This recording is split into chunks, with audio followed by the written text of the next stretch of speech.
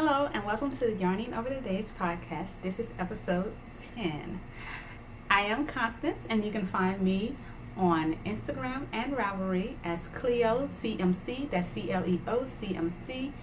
And I also have a blog, yarningoverthedays.wordpress.com, which I don't update that frequently, but I try to keep show notes there. However, it still needs updating because I think I didn't post the show notes from the last episode, and I apologize for that, but I will try to do that. Also, I just want to say a big thank you to any new viewers and also any returning viewers. Thank you for taking the time out to hear what I have to say about my knitting, sewing, crochet, and craft adventures. I really, really appreciate it. It's been a while, and I'm trying to get back into the loop of things. And I was determined to record a podcast before the year ended. Therefore, I was at work today and I was just like, oh my goodness, when am I going to have time? I travel back home this weekend and I have a few papers to do, quite a few papers to do, final presentations and whatnot. It's the end of the semester. But I was like, you know what? If I'm going to do a podcast, I need to do it immediately when I get off work today. The light is actually going away, in the winter with daylight savings time. But I was like, you know what? I'm just going to record as much as I can today, and we'll see how it goes. So I want to get started. Because I took such a long break, I didn't stop crafting. So when I take those long breaks, and I'm still creating, then the accumulation of finished objects kind of rises, and it's much more than I would usually have or typically have in an episode. That's another reason why I wanted to go ahead and record a podcast, because I just didn't want to have a pile upon pile of things to show you and talk about, especially the longer I have between these projects and podcasting about them, I kind of will forget the details. And while I try to keep a Ravelry page of all knitting projects and crochet projects, I still forget some of the details, and I might not post everything on the Ravelry page. So let's get started. We're going to keep with the typical format. I'm going to begin with some finished objects. Then we'll move into my works in progress. And finally, we'll end with acquired treasures and my future plans for projects over the Christmas break. So yeah, let's get started. Well, I'm actually wearing one of the finished objects today. I talked about this in a previous episode. It was one of my works in progress. Well, I actually finished it not too long after that episode, about a day or two after, and I really, really like how it turned out. This is the Kim Fair Beret from the book Sweater Girls by Rita Taylor, and I can't think of the other author's name at the top of my head. I know it's Kim, but I'm not sure of the last name. But I will try to put all of that information in the show notes, and I also have a Ravelry page for this beret if you wanted to check it out. And so I had some yarn left over from this sweater, the Vivian sweater, which is also from the book Sweater Girls. So I decided to just make a Fair Owl hat since I was still on that Fair Owl kick. And this is the beret. And I wore it to work today, and I received a compliment from my boss. He liked it a lot, and this is the details. It's quite pretty. I like it. The yarn used is Knit Picks palette. The colors are French lavender, grass, sky blue, and no, it's not sky blue, just sky, and also mist. And so it's definitely a favorite, and it's the only knit hat I own right now, because I think I mentioned that I lost lost all of my knit hats when I was moving. So it's my only knit hat, and I like it a lot. So that's the Kim Fair Owl Beret. I don't have anything to say about it. I followed the pattern exactly as printed. It was quite fun. Oh, I will say, I think I said it in the last episode, that this entire Fair project was knit with the two-hand method that I learned or read about in Alice Starr Moore's book of Fair Owl knitting. And so I'm quite pleased with how it turned out, and I think that's why the project went along so much faster. It's because I was doing that too, using both my hands when I was when I was knitting this beret. It's been a while, so I'm still kind of trying to get back into the swing of things. So following that, I told you I was thinking about joining the Salal knit along, which was hosted by Andy Satulin, and this was for her cardigan, the Salal cardigan. And I wasn't sure if I was going to join. However, I knew that I wanted to get a navy blue sweater, and I decided to go with my stash yarn, because you remember I was kind of on the fence about using stash yarn or ordering some Quince & Company yarn in Peacoat, but I decided to use the stash, which I'm very pleased about. And it's unfortunate that I didn't get to actually show you the progress of it. Now it's just a finished project, because last time I talked about it, I was thinking I was on the fence about joining the knit along, but I decided to join in, and I was just showing you the yarn I was thinking about, but now I'm here with the finished garment. And this is the Plymouth Yarn Company, and it is an acrylic and wool blend yarn. And as you can see, it's quite a simple knit. It's the lace detail is pretty much the part that keeps it interesting, but other than that, everything is stockinette, and it works up really quickly. And because I had so much of that yarn, I decided to go for full length sleeves, and I really am happy with that choice, because I tend to get cold really quickly and very easily, and I like the look of quarter length sleeves a lot. It's definitely one of my favorite looks. But in terms of practicality, I will still be cold in an office or building, and so I decided to go for full length sleeves. I would typically try this on for you, but I have this, the Vivian Fair Arbore, not Fair Arbore, but the Vivian sweater. It's not as easy to put a sweater on over it. Let me see. I mean, I've worn a cardigan over it before, but you know how with short sleeves, you kind of have to work with it a bit.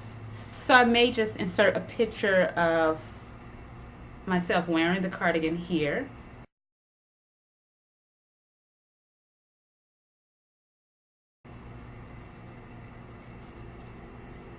But I'll should try it on for you over this sweater. But it's not easy, as you can see, to put it on. If I was wearing one of my dresses, it would be much easier. Okay. So this is the cardigan on.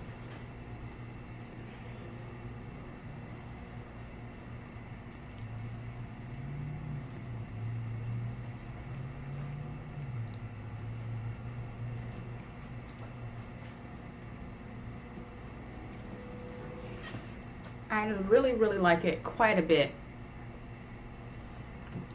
It's such a practical garment, yet it's really nice.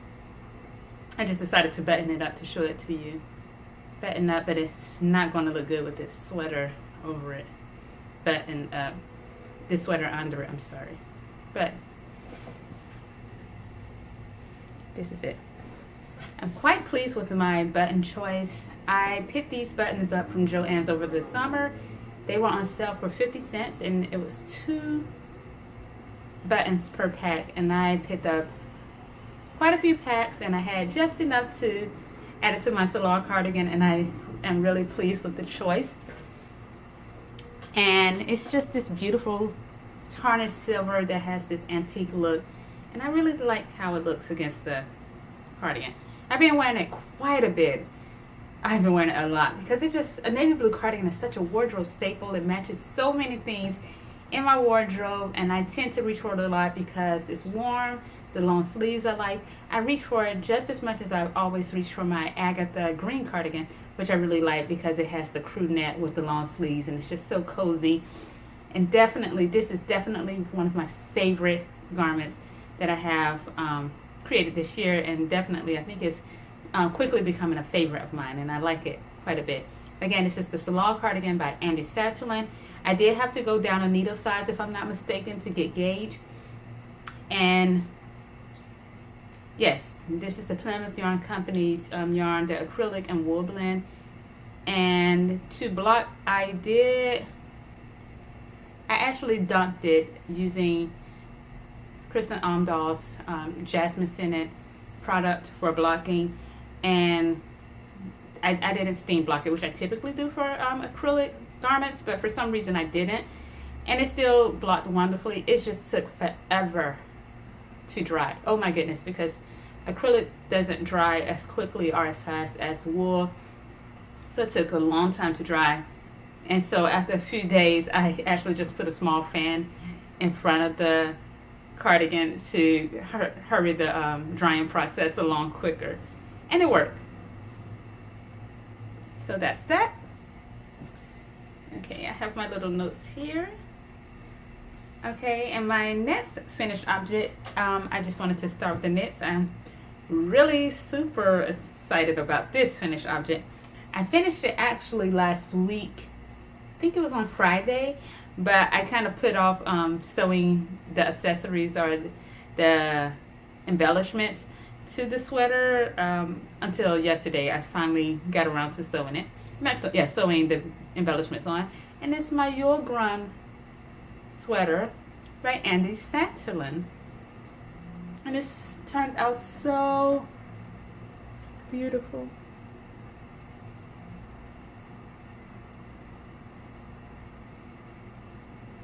I'm so happy about this pullover. It's just everything that a Christmas jumper should be, and I just love it so much. What can I say? Okay, let me get started. I'm so excited about it because I just really love it so much. And let me calm down and talk about some of the details. This is Quince & Company.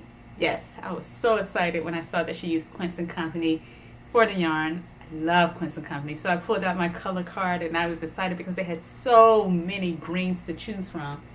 I don't have my card right next to me. And so Andy's version, Andy Santillan is the designer of this pattern. Her version used the color Leek, but I decided, I knew I wanted to go with a light green, even though I was debating like a pine green. But I decided to go with a lighter green, and I'm so happy I did. And I decided to go with Snap Pea. That's the name of the color. And I just really like this a lot. It goes so perfectly with my Simplicity 2444 dress that has the black background with the green leaves on it and the red flowers. It's just, oh, it's so perfect together. And so, yes. So I used Quince & Company's Lark in Snap Pea. And I still checked my gauge with it, and I did get gauge. I did a gauge swatch, and I blocked it. And I did get gauge, which I expected with the swatch because using the needles that were suggested in the pattern. And initially, I wasn't sure about adding the beads. I was kind of on the fence about it. But when I was posting on Instagram, quite a few of my friends who are also Instagram friends who are also doing the project, they were stating that they planned on adding beads, and then I saw a few versions starting to pop up with the beads, and I liked it a lot. And I loved Andy's version with the beads. And my thing was, if I add the beads, it won't be as versatile. I won't be able to wear it year round. But my sister April actually kind of made the decision on this. I said, I was working on it over the Thanksgiving break, or I had it with me during the Thanksgiving break, and I was asking her, I said, will this still look like a Christmas jumper if I was to wear it different months of the year without the beads, or does it look like a typical sweater you would wear? She said, even without the beads, I would still think it was a Christmas jumper because you have that Christmas tree, that big Christmas tree in the center. So I was like, well, since it's going to look like a Christmas jumper anyway, I might as well just go on out and make it a proper Christmas jumper. So I went to Hobby Lobby and I searched for just some basic beads in the colors red, green, and gold. And I was still thinking about, yes, my dress that had those colors in it because I wanted to pick up all of those colors. And so I'm so happy that I went with the beads. And I was still not sure what to do about the star on top, where to find it. I was in the bead section. I even looked at different charms and I wasn't finding a star. And then I went to Montgomery when we were traveling over Thanksgiving break. We stopped at Montgomery, Alabama, because they have a big shopping center there. We even stopped at Michael's, and I saw this star charm, but it was silver, and I wanted a gold star to pick up the gold beads in the sweater. So finally I was thinking, well, what about I look for a gold brooch or a little pin, you know, a tiny pin. So I went to good old Amazon and I just typed in star pin, and this popped up, and it's actually just a pin that actually comes off I can take it off the sweater. You see? And it has that little background. And so it worked out perfectly. And I'm really pleased with how it looks on the I was just trying to put my pen back on before I lose it. Okay, yes, and I'm really pleased with how it looks. I don't know what's my favorite part of this sweater. I really don't, because there's so many aspects I like. I love the cabled tree. I like the embellishments, but I really also like the net. This is my first time doing a funnel net, and I am quite pleased with it. Andy suggested binding off throughout this pattern using the stretchy method. And I was looking at videos. I looked at a few videos and even asked for advice on the group page of Untangling Knots, which is Andy Saxon's group page, about different stretchy methods for binding off, because I looked at Jenny's surprisingly stretchy bind off, but I didn't like how untidy it looked, and I didn't like that. So in the end, I didn't use a special stretch off method. I just did all of, whenever I came to a bind off, I just bind it off in pattern, and then I also made sure to work loosely when I was binding off in pattern, and it worked out perfectly, and it still looks very neat on all of my bound off sections. So I'm really, really happy about that. So yes, this is a favorite. We have a office holiday party at the library this Friday, and I'm looking forward to this sweater getting its first outing at the holiday party. So there's not much more to say about it. I followed the pattern exactly as printed. I did briefly debate going with the long sleeves, but I wasn't sure if I had enough yarn because I ordered just enough. And maybe I could have squeezed out a bit longer sleeves, but I don't think I would have been able to do full enough sleeves. But I really like where the sleeves stop, because what's crazy is that even though I did get gauged with my swatch, it seems that when I blocked the full sweater, I don't know if it was the weight or what, but an inch was added to the length of the body and also the sleeves, which actually didn't bother me because I wanted longer sleeves and I wanted the body to be also a bit longer. So that extra inch that came, which I don't understand why, maybe it was the weight of the sweater or something, then I'm completely fine with it. So instead of my sweater being 17 inches, which is what it should be according to the schematics, it's actually 18 inches. And my sleeves are actually 11 inches from the armhole. So I'm really, really happy about this.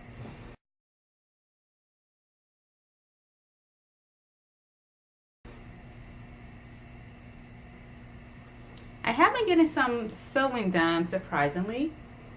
And I actually forgot one of the projects. I'll go get that project and I'll be right back. Oh, it's getting dark outside. I hope the lighting holds up, and I'll just try to keep recording as long as I can before it gets too bad. So I think I stated at the beginning of the semester that I wanted to stick to quick projects that would be tried and true. I wasn't really keen on trying out any new projects. However, I picked up this project during one of the Joann sales. This is Simplicity 8294, and it's by Gertrude Maid. And I thought it was quite nice. I liked all of the versions that were displayed. And it looked like a really, really easy project. And this was definitely a spur of the moment. I just wanted to see how the project would work up. So I had some fabric in my stash that I picked up from Walmart this summer for like $1 per yard. It was on sale. And because I was testing out this project, I didn't want to use any special or nice fabric. I just wanted to see how it worked up. And I decided to go with the solid fabric since I never made a dress in solid print. And this is the fabric.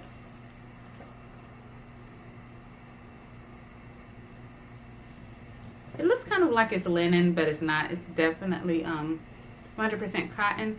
And I was attracted to this project because it looked quick, and it also had a side zipper, which I've never done before.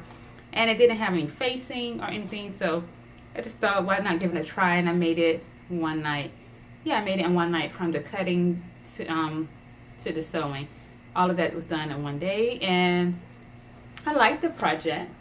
I mean, I like the dress. It's not one of my favorite dresses, and I've only worn it once. And I don't know why it's not a favorite, because it still has the cut like some of my dresses, but it's just all right.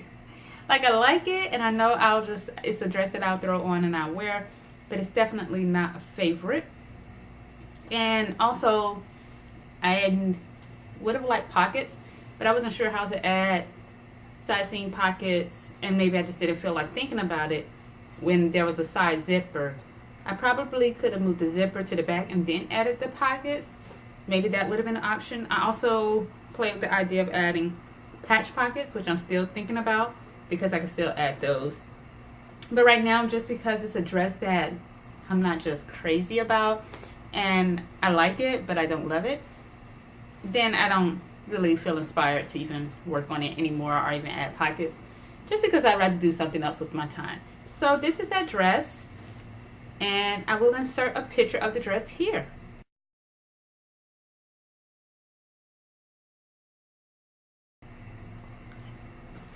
And I made the size 6, if I'm not mistaken, of the dress, and I made no modifications to the dress. The version I made was version A, which is here.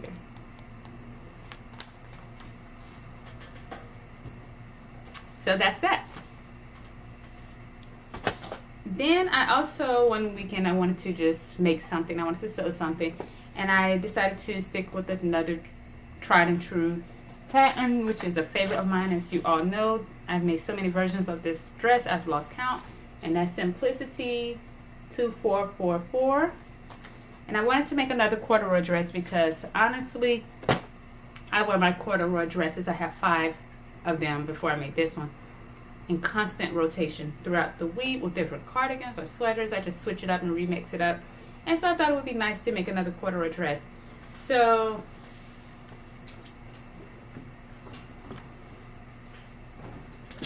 I actually didn't even share a picture of this on my Instagram or anything, and it's been finished for a few weeks now. But I saw this really nice corduroy fabric at Joann's, and I thought it was quite beautiful. And I still need to get pictures of myself wearing this dress, wearing quite a few of my finished objects, but I will insert a picture here.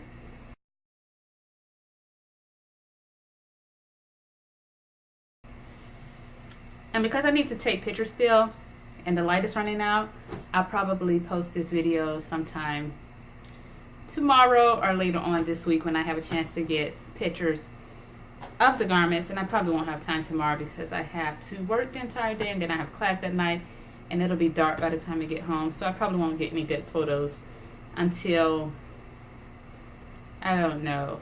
I don't know. When I get good photos, I'll post them in this video.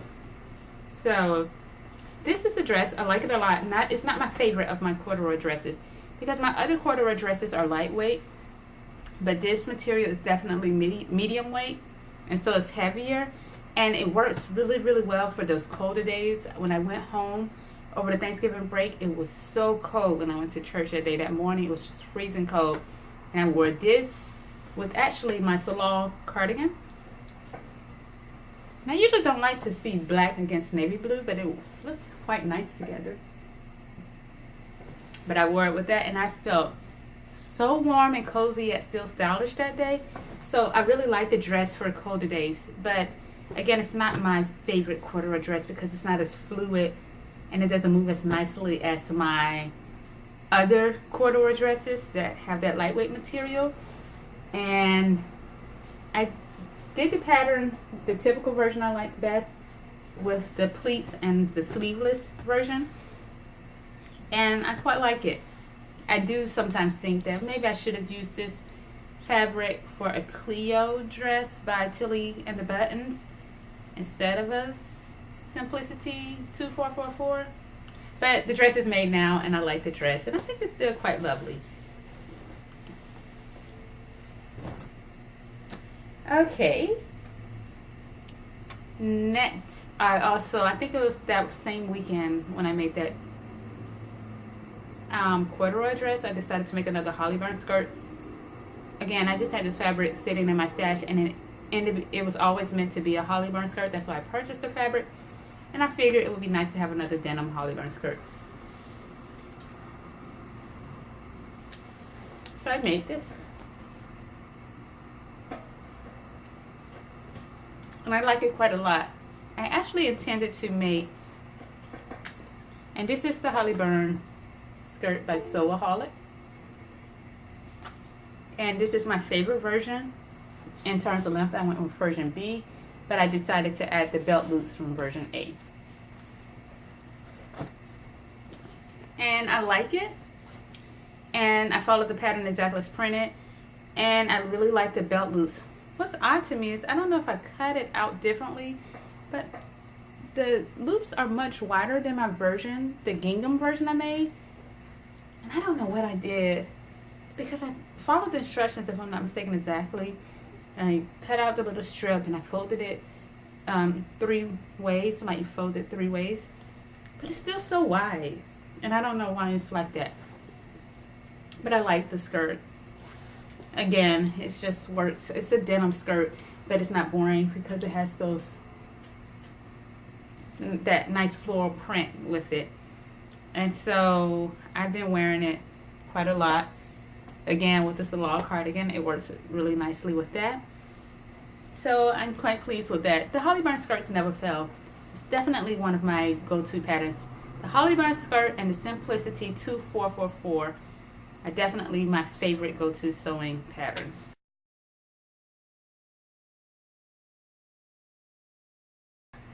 But I think I now have a new favorite go-to, and that is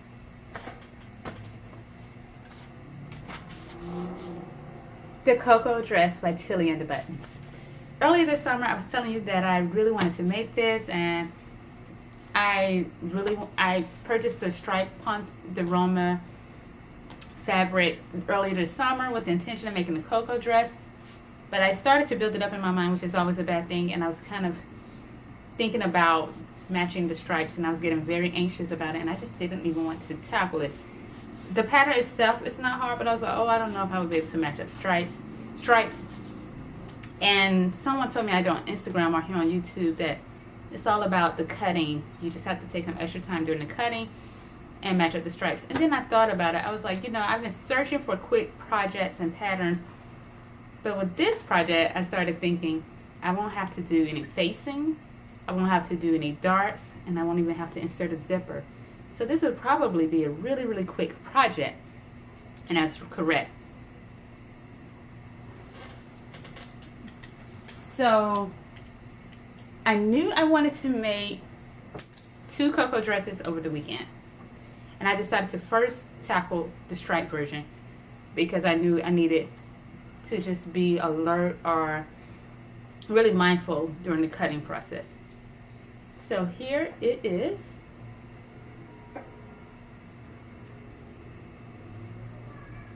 And I will insert a picture of myself wearing the dress here.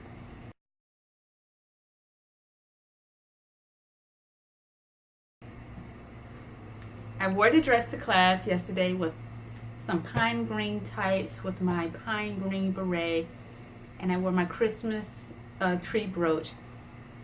And I just really liked the outfit. And then when I was in class, some of my classmates really liked my outfit, and they said they really appreciated my aesthetic. And so I just liked it quite a bit. And I also wore my black and white tassel loafers. It was just the perfect outfit. But one of the best things about this pattern is that it's so comfortable. When I was looking at reviews for this project, everyone was saying it's comfortable and it's like wearing pajamas. But, just to have a pattern that's comfortable yet stylish, you don't feel like you just have some sweats on or that you just threw something on, but you still feel really put together. This was just perfect. So I think the cocoa dresses will definitely be my go-to dress for when we travel long days, which we do quite a bit of traveling over the holidays, and I do quite a bit of driving. and I don't like to be cinched up when I drive or to, you know, put together or trussed up, this would be my travel dresses. And then not only that, I think it'll be just a good travel garment in the future, even when I'm flying out, anything. So my stripe matching went perfectly. Like, this is the side, and it turned out perfect. I don't have any special advice for how I match the stripes up, besides I made sure to just cut it out perfectly. I wanted to make sure that they were first lined up on the piece that I was cutting out, and then I also kind of laid the project pieces like in the same, it's hard to explain, how did I do this? I laid the pattern pieces on the same stripe or sequence that I did for the other pattern piece. I don't know if I'm explaining this correctly, but it worked. So I say all that to say it worked, and it matched up really quite nicely, and I'm really, really pleased. I like that also the 60s vibe that this pattern has. I don't have many 60s inspired wardrobe pieces, and I'm so excited to finally have something that looks 60s inspired, because most of my garments look like they're from the late 50s, and well, the early 60s did have the flare, the fit and flare dresses, but this has more of that mod look from the 60s that they're known for, and I'm so excited about that. And so I was thinking I wanted to make another version, and I wanted to do a version in a stiffer fabric. That's a medium weight fabric, the stripe version, but I wanted to use more of a like medium to heavyweight fabric, and I started thinking about that knit fabric that I made my Agnes tops. I made the pink Agnes top and the green Agnes top, which I talked about in previous episodes, because it had a nice stiffness to that fabric, and I thought that that would look really, really lovely with the cocoa dress, because it has that mod kind of shape that goes out, and I would love for it, the shape to be even accentuated even more, and it worked perfectly. So I went with the stiffer fabric. I have this burnt orange.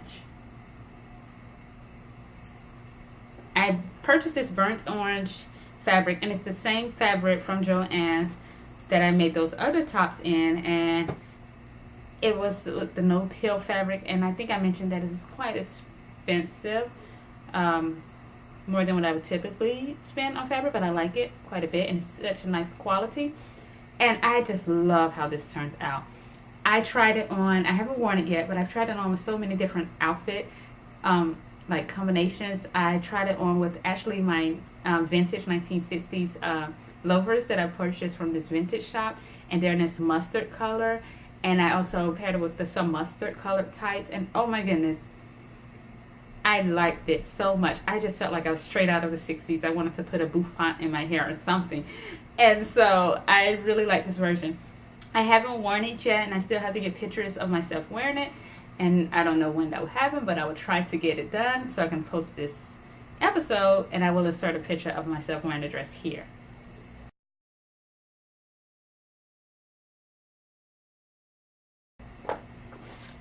And with all of these versions, I decided to go, I followed the pattern exactly as printed. I didn't do full length sleeves. I wanted to do quarter length sleeves because I wanted to be able to wear these with my cardigans, and some of my cardigans are not, they're quarter length, and I thought that it would be good to pair over the dresses. And I made the dress version with the plain net, and I also like the patch pockets quite a bit. I realized that I depend on pockets in my garments. I didn't realize how much I depend on them until I made that red dress and I wore it. I kept reaching, trying to drop my phone in my pocket, kept trying to drop little notes and little pieces of candy, and I realized, oh, I don't have pockets. So I really like that these dresses have pockets. And then also when you just need to put a couple of dollars in your pockets, and I tend to do that a lot with my dresses, but then I sometimes forget that I put money in my dresses, because I was wearing one of my corduroy dresses, and I just reached my hand in my pocket, and I was like, hey, I had $2 in the pocket. So that was a nice, pleasant surprise one day. And so I think pockets on the garment are just so essential, so necessary. And I was still on the cocoa dress kick, and I decided to make another. And so I made a medium to heavyweight version of cocoa. Then I made the medium weight version, which is the stripe version. Then I decided to make a lightweight version that had a bit more drape to it. And I just love this fabric so much. I purchased this fabric from fabric.com. I also purchased the striped fabric from fabric.com earlier this summer. And I saw it on fabric.com and I love blue flowers. Out of all of my corduroy dresses, the one with the blue flowers is my favorite. It's something about blue flowers that just looks so elegant to me. So when I saw this, I thought it was just perfect. And I originally purchased 2 yards of it, and it was 60 inches, and I purchased it just to make an Agnes top. But when I saw how little fabric the Coco dress used, I was thinking, I think I'd rather make a dress with it. And so I made a dress, and I also added the pockets. Where are my pockets? To the dress. And it looks quite lovely. Again, I haven't worn it yet, but I tried it on with quite a few things in my wardrobe. It looks really great with navy blue tights. And also I have a pair of sky blue tights with my navy blue loafers. It just works really well. And also my Penelope cardigan, which I think I worn in the previous episode before, that has that darker blue and light blue. It's like it was made for this dress. So it's just a versatile piece. And even though it's a printed piece, it's just versatile and it fit perfectly into my wardrobe. And I think that this fabric, it feels so soft, so smooth, and it flows so beautifully. It may be my favorite. I don't know. The striped version is really close, but it may be my favorite of all of the Coco dresses. And I'm really excited about wearing it tomorrow. And the only thing I will say is that because this fabric was just much drapier than the previous 2 versions, it was quite difficult to work with it and to cut it, especially when it came to applying those pockets, because the pockets, they tended to shift even though I pinned them in place, and one pocket kind of turned out slightly crooked, so I had to unpick it and redo it, and I had to move really slowly to make sure that the second pocket was lined up perfectly. So that was quite annoying. And even when it came to the neckline, the fabric tended to shift a bit, and I think I even have a small pleat somewhere in the neckline. Well, it's very small, but, and you probably won't even be able to see it, but it was a small pleat there because the fabric just kept moving. And so that was really, yeah, that was kind of annoying. And I actually have some more of this fabric, and the flowers are this ruby color and pink. And I want to make another version of it.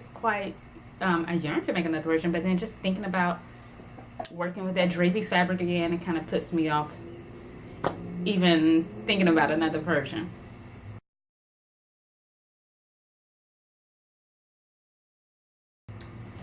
So, I lost my notes.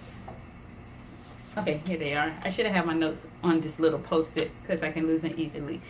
But those are my Coco dresses, and I'm looking forward to making at least one more version before I go home for the holidays, because as I stated, I want to have a good rotation of these dresses to wear, because we travel so much visiting family. We have quite a bit of family in Alabama. That's where I'm from, but they're scattered all over Alabama. So and I typically do most of the driving for my family.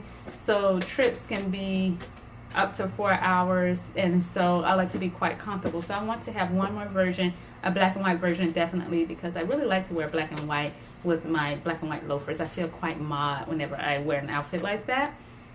So I want to make one more version before I want to make one more version before I go home. And one thing I quite like about the Coco dresses is that they can work up in a few hours. As I stated, no darts, no facing, no zippers, and even the hemming is so quick on when you're working with jersey materials. So I know that I can finish a Coco dress before I go home. And I actually finished that orange version, that deep orange version, and the striped version in one day. And I started sewing, actually. I cut the fabric and sewed the dresses in one day. And I started the sewing process at about 5 o'clock, and I finished both dresses about, I think it was around 12 midnight or 11. So those are all of my finished objects. Oh my goodness. I feel as if I've been talking forever. But I'm excited to move into my works in progress because I just am really excited to show you what I've been working on. First off, okay, I'm going to have to pause because I need to pick up the book for one of my projects. I want to show it to you. Okay, so I talked about wanting to start my Alistair Moore cardigan. I purchased the kit from Virtual Yarns, and I was really, really excited about starting a project. And for some reason in the previous few episodes, I was referring to this cardigan as the Lady Jane Grey, the 9-Day Queen. I don't know why I was thinking about her, but yeah. And so the cardigan is actually the Lady Jane Seymour cardigan. And I think because, I've been reading on Lady Jane Grey, and then we were also talking about her at work, and so maybe she just was on my mind, and I kept referring to her, to this cardigan as the Lady Jane Grey, but it's the Jane Seymour. But I have started it, and I'm excited about it. I have not made as much progress on it because, as I stated, I participated in a knit-along that stopped my progress on this cardigan, and I was going to start back up, but when I saw the Yule Grun sweater by Andy, it was a Christmas sweater, and I knew I had to make it before the holiday season started, then I focused on that also. So I actually created a schedule for like when I would complete the back, the sleeves, the left front, the right front. So my schedule is all off. And so I'm still working on the back, but this is it. And this is from Alistair Moore's book, To the Roses. I have the paperback version, but I would love to have the hardback version. Maybe if one of my family members is listening, that would be a good Christmas gift and our birthday gift. Oh yes, I celebrate my birthday this month, December 29th. Yay! So I'm really excited about that. I love the month of December. It's the holiday season. So much love is shown and just charity, and people are just happy, and also the decorations. And then I just always felt like the Lord picked the perfect month for me to be born. My birthday is December 29th, 4 days after Christmas. And I just really, really enjoy this time of year. And also, I also really like that my birthday is December 29th because when I was in school, and even now, I'm always at home during my birthday. When I was younger, I kind of despaired that I didn't have the birthday parties at the school like a lot of my siblings and other classmates did because, of course, it was the holiday season. And so I just liked the idea of having a birthday party at school. But as I got older, and then when I was in college and I was away from home, then I was always typically at home on my birthday because it was always the December break. And so I just really love that. Being surrounded by my family on my birthday during the holiday season, it's just the best time. It's just the best time ever. Oh my goodness, so I definitely got sidetracked. But I want to show you my progress on this. Again, I follow everything. The colors are exactly the same except the main color. The main color in the book is Rat Rattle, but I decided to go with Bog Bean because as I've stated many times before, green is my favorite color to wear. I just really like green. And if I wanted to spend as much time with the project, I definitely needed to go with the color that I really enjoyed wearing. So here's my progress so far. Oh, look at all of those ends I have to weave in.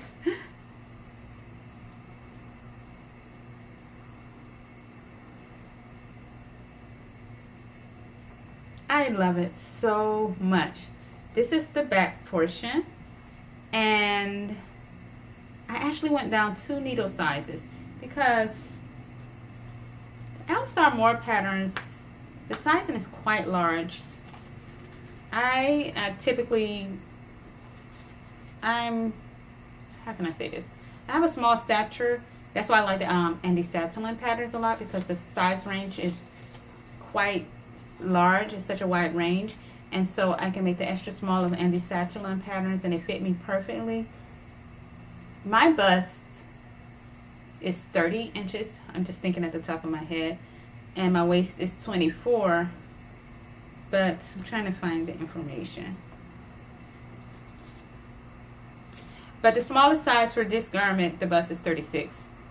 So I went down 2 needle sizes. Also, I was taking Andrea's advice from Fruity Knitting. She made quite a bit of the Alice Starmore patterns, and I've looked at every episode, and I even rewatched some of the episodes where she talked about working during her works in progress of the Alice Starmore patterns, and she suggested going down needle sizes.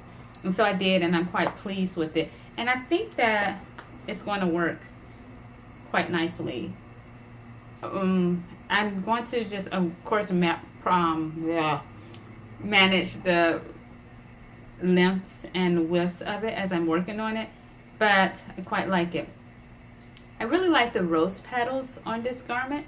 The details, really just the details of this pattern, they're just so beautiful.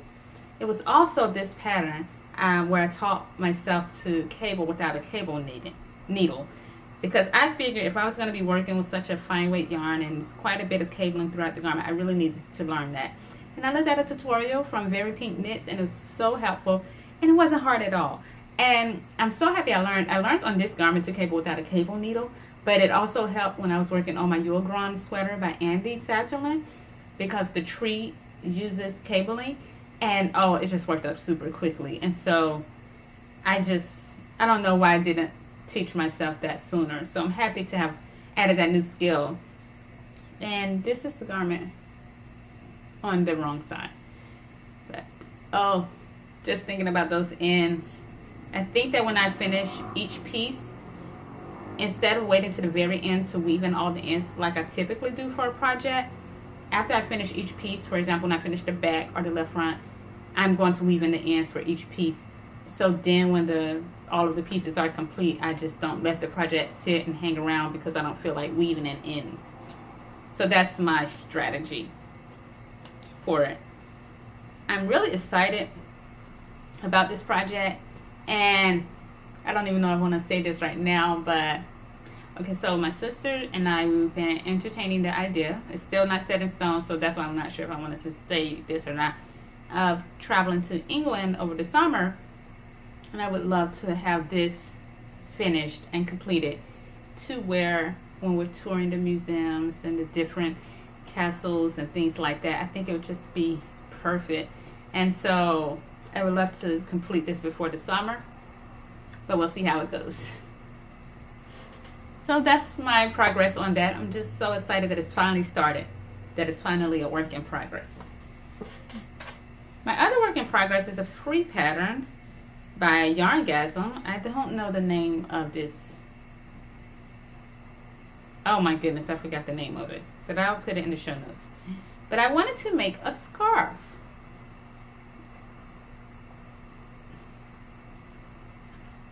The yarn is Lion brand yarn. It's an acrylic and wool blend. I don't know the name of it, but I know that the color, I think it's Forest Heather. I purchased the yarn from Joann's, and I just wanted to have a nice sweater. Oh, it's getting quite dark outside, so I need to move along quickly. I wanted to have a nice scarf, not sweater, for the winter. And just like my hats, I lost all of the scarves that I made when I was moving. And so I needed a scarf.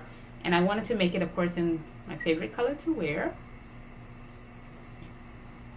And I decided to make this. And it's a free pattern by Yarngasm, and it's quite nice. It keeps things interesting with the stitch pattern. And actually, I was initially working on, I forgot the name of it, but it was the free sweater by Tin Can Knits. But honestly, I did about this much of it, but I didn't like it at all. The edge was kind of, because it used garter stitch and ribbon in a ribbing panel, and then garter stitch, the ribbing kind of made things a bit the edge wasn't neat. It was kind of wavy, and I didn't like that. I wanted to have a neater edge and more of a structured scarf, if I'm explaining it correctly. So I ripped it back because I just wasn't enjoying the project at all. I wasn't liking the look of it. And I kept trying to say, oh, once you throw it around your neck, it won't matter. You'll like it, but I just didn't. And this pattern, I think it calls for you to cast on 24 stitches, but instead I cast on 36 to get a wider scarf. and I'm really pleased with it. I like it so much. And I'm still on the first skein. I'm just going to knit until I run out of yarn. So this is how much I have of the first skein left over. And yeah, so I'm just going to keep knitting. I hope that I get 60 inches or even longer of this scarf. That would be perfect. And I do want to finish this not only before this month is out. I think I want to finish it by the end of next week, so I can wear it over the holidays. Like, we might go to the Montgomery Zoo. I don't know. We might look at the light show. I know we're definitely going to the Shakespeare Festival to see A Christmas Carol. And so it would be nice to have a festive green scarf during those colder outings and when you're out and about during the, it's not winter yet, but during the colder season. Okay. So those are my 2 works in progress, and I'm really excited about those. So now I will talk about some of my acquired treasures and my plans for future. Oh, no. I have one more work in progress. Sorry.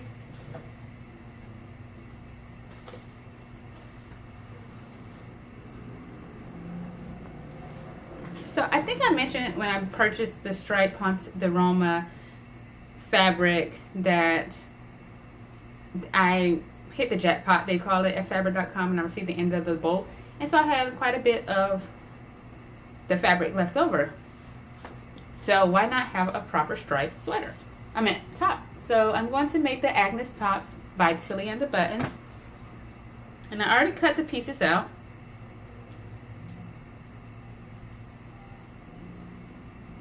And I didn't try to match the stripes at all. I wasn't trying because this was just working with leftover yarn, so I wasn't going to worry about it. But then when I was kind of looking at it, some of the stripes it kind of matches up anyway. So that's quite nice. Let me see. Yeah, even the other side matches. So even though I wasn't trying to match the stripes, I think that they're going to match quite nicely.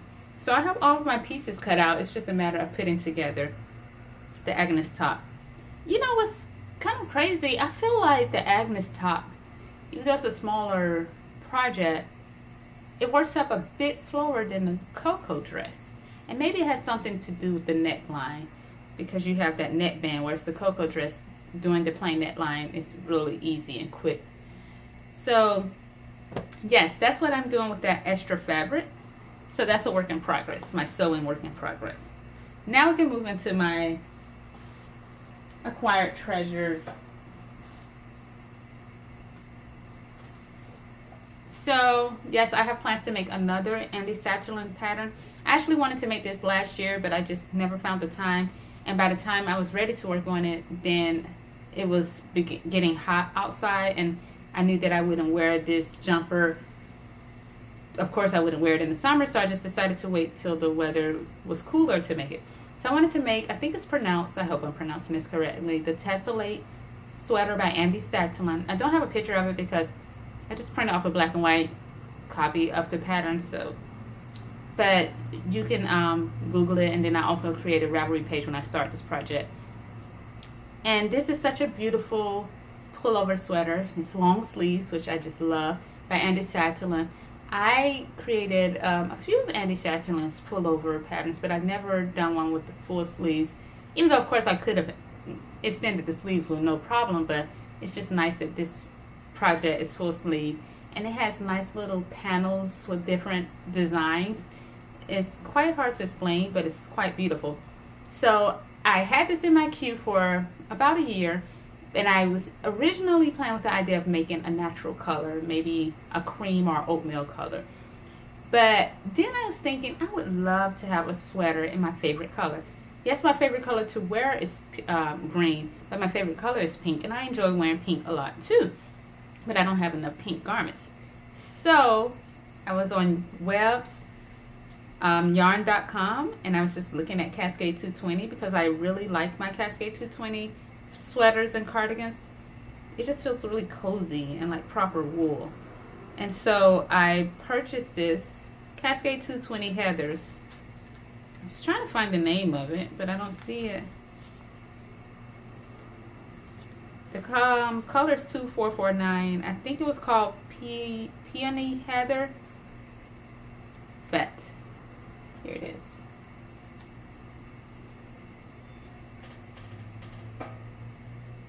It's like this pink heather that is so pretty. I just like it so much. When I saw it online, I felt that it would be even more beautiful in person, and I was right.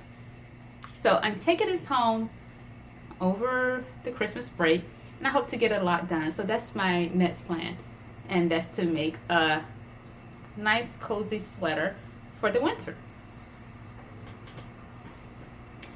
And in that same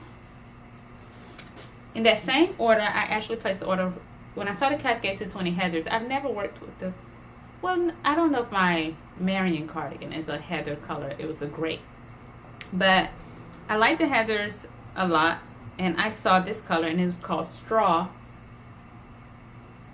And let me tell you about this. I planned on making another Hortensia cardigan because, as I've stated, I like to have simple projects to carry around in my book bag when I'm at school or at the library, just to have something to work on.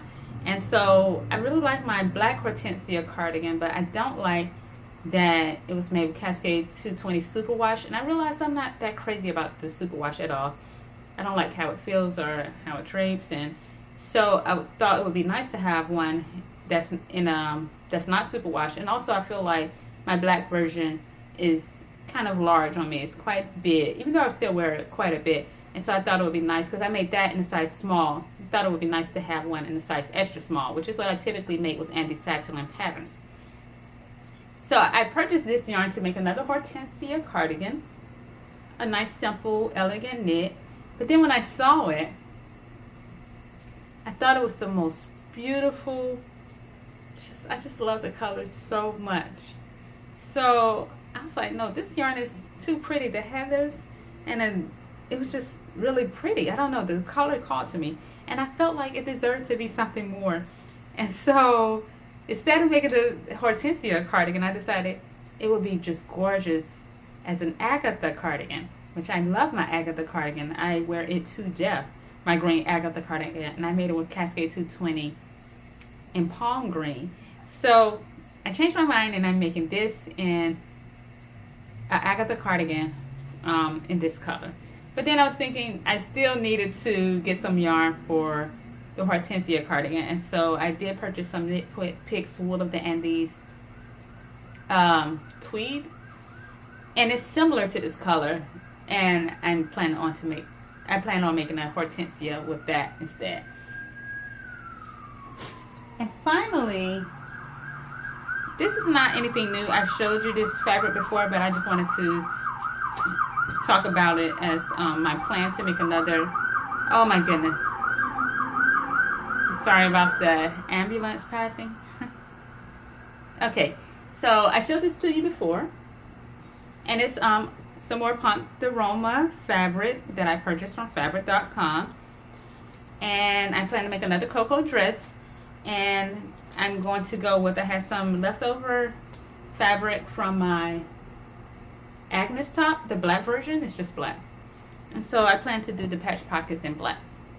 So I want to complete that before I go home, and also I want to complete the Agnes top that I already cut the pieces out for, and I think that'll be it for sewing this week, because I still have quite a bit. Oh, okay, I still have quite a bit to get done.